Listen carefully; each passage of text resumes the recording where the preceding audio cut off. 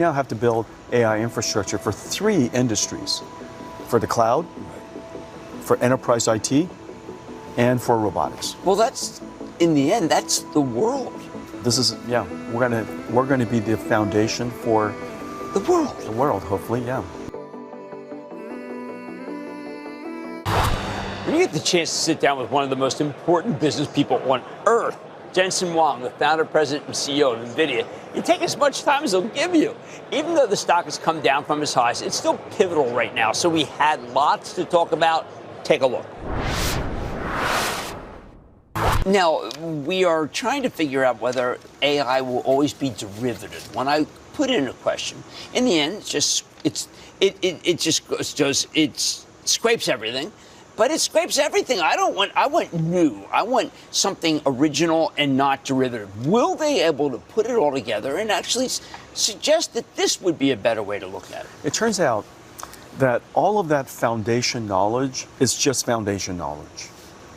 What we really want the AI to do is to learn how to solve problems, learn how to reason, apply rules, apply knowledge, break a problem down one by one, step by step, and solve problems. That's intelligence. But you can't teach an AI that skill of solving problems. You can't teach AI reasoning without first having a foundation knowledge of what are numbers, how do words work together, what's vocabulary, what's syntax, what's grammar, so that it could learn some basic knowledge. Once it has the basic knowledge like we have AI today, notice how quickly we're teaching them how to reason. Right. And so it's learning how to reason. It's learning how to solve problems. It's learning how to solve math problems, geometry problems, prove theorems, prove logic. It's starting to learn those things by itself. And so it's really fantastic. Well, this next level, even now, when you look at a deeper search from GPT, when you look at Grok, they have opinions. Yeah. They're thoughtful. They're not yes men anymore. Well, they'll argue with you. Right. Yeah. That's happening now, though. Yeah, it's fantastic. And how so, did that? Did you know it would be happening last year? Well, I'm in the industry, so we see progress. And you're in the kitchen. I can tell you that AI is going to progress very quickly over the next several years, and the answers that it provides, it will be surely more accurate, surely much more contextually relevant. And it'll be able to answer and solve problems that are quite useful to us. What can our nation and our government do to further what you're talking about? Well, I think that our country should also invest in AI. We should, of course, be talk about the importance of the technology, apply regulation where it makes sense, but also invest in using AI across the country. In every Well, why don't we have a strategic AI reserve? We have one for something as meretricious as Bitcoin. We should at least build the AI infrastructure so all of our scientists in the United States can use the AI infrastructure. And however it comes about, whether it's a strategic reserve, but the country needs to invest in an AI infrastructure. Now, when we talk about this, we almost immediately talk about the Chinese and almost a Sputnik-like race in 1957. Are we being too small-minded, and we shouldn't be thinking about the amount of business you do with China? Maybe that things are much further along than that mentally? Are we constraining ourselves with these discussions about politics and tariffs? Are these too small? I think it's safe to say that we can't hold any country back or anyone back in advancing and developing intelligence. And surely AI is just digital intelligence. Okay. And so I think everyone is going to develop it. If everyone's going to be developing it, let's make sure that they develop it on American technology, American architecture, and the American standards. And so that's what I would advocate. And then secondarily, I would say, let's make sure that we are creating the conditions and investing in a way that allows our country to be far, far, far ahead. And so everything that we can do to speed up our advancement, everything we could do to speed up education here, startups here, economic development here using artificial intelligence, we absolutely should. No, but when there was this DeepSeek issue, your stock took a $600 billion hit. I tried to reach you. I was told it was quiet period, that we could have easily explained that this is actually good for Nvidia. Yeah. Why not have said that during that period? We were during a quiet period. But you still came out 2 days before. It was 25 days, and then you did it in a video 2 days before. Well, next time you should contact me directly, and I'll come out and explain it. Well, because it's a good thing. Yeah. R1 DeepSeek was a fantastic thing. And the reason for that is because R1 is the first open sourced reasoning model. What makes R1 incredible is that it reasons. That's why the answer is so good. And it breaks the problem down step by step. It asks itself while it's thinking. It comes up with several different options for the answer. It might actually verify that the answer is correct. It solves a quadratic equation, takes the number, plugs it back in, and makes sure that it actually solves the equation. And so it's a reasoning AI. This reasoning AI consumes 100 times more compute than a non-reasoning AI. And that's you. It was exactly the opposite.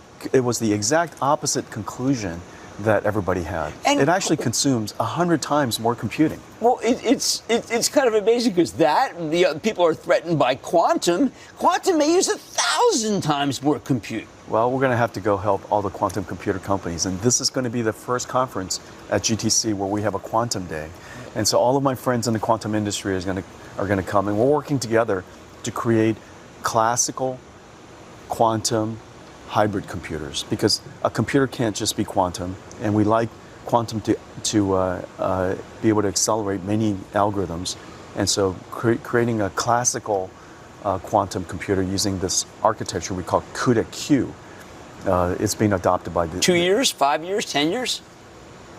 Well, you know, I'm not making any more predictions. No, all right, yeah, and I didn't mean to put predictions. Yeah, but I do know that all of our colleagues are working as fast as they can. I know they're making excellent progress, and we're working with everybody to accelerate the developments of quantum. But right now, we're $150 billion of AI infrastructure into trillions of dollars we have to go build. And so we have partnerships with BlackRock and Microsoft, and we're going to go get the supply chain and the infrastructure ready, upstream as well as downstream. And the demand is really incredible. BlackRock reached out to me this morning to say, look, this is incredibly important. BlackRock, they were talking about a 1 gig data center, 40 to 50 billion. Disney reached out to me today. Cisco, talked to GM, CrowdStrike. These partnerships that are eye glaze over partnerships, when you have the 18 that were announced yesterday that I counted, are all incredibly significant for big companies that trade publicly, that want me to know how important what you're doing is with them. But no one seems to understand that there could be 20, 30 things that you're doing. We announced several things yesterday, and let me make it very simple this way. Good. We're building AI infrastructure for the cloud. That everybody knows. Right. That's true. That's true. Everybody knows that. They're just delighted that all of a sudden AI reasoning is going to require 100 times more computing, and the demand is incredible. So that's AI cloud. What we announced yesterday is that we're going to take AI infrastructure into 2 new industries. One is enterprise IT. Half of the world's capex is in enterprise.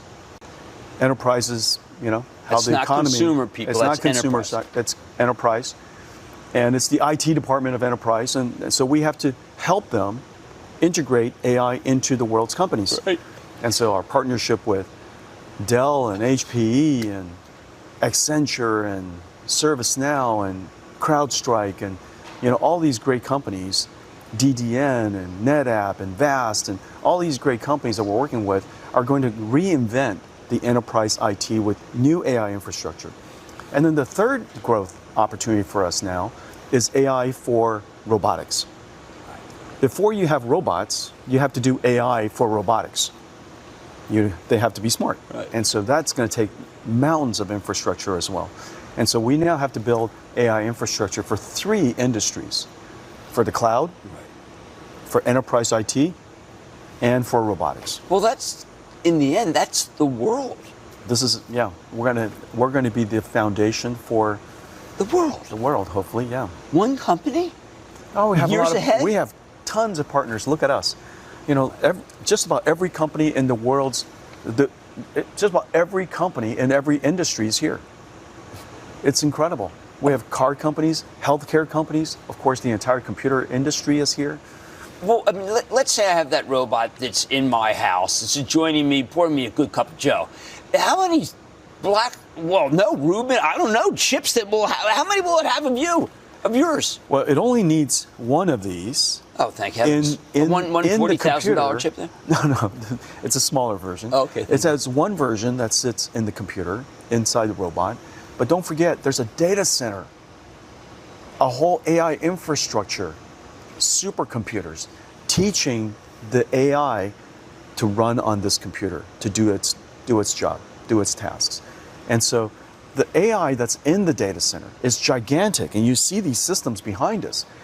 That all these systems is what it's going to take to develop the software that runs on a chip like this inside the robot. And so the robot is actually the end. That's the end. The beginning is all of this. Well, okay, I'm thinking about a world where it feels, just between this year and last year, the future is coming to the present. They are converging right now, right here. And the future super and the fast. present. And super fast. Super fast. And super fast. Look, a year ago we were talking about generative AI, where AI was able to produce text, summarize documents, Dynamite. create images, all that stuff. That was fantastic. Last year was all about generative AI. All of a sudden, here we are, 1 year later, everything is about reasoning, solving problems. AI is doing math, solving geometry, you know? And so they're reasoning. And this reasoning capability, as it applies to robots, is you give a robot a job, a task, and it's got to reason, okay, what do I pick up first? Right. What do I maneuver it around? What do I do next? Maybe open a drawer. And how do I put this in? Should I stand it up or lay it on the side? It's got to reason about that. Can it make the bed? Well, sure. It's going to reason. You said make the bed. And so it's going to say, okay, make the bed. What does that mean? Break it down step by step by step.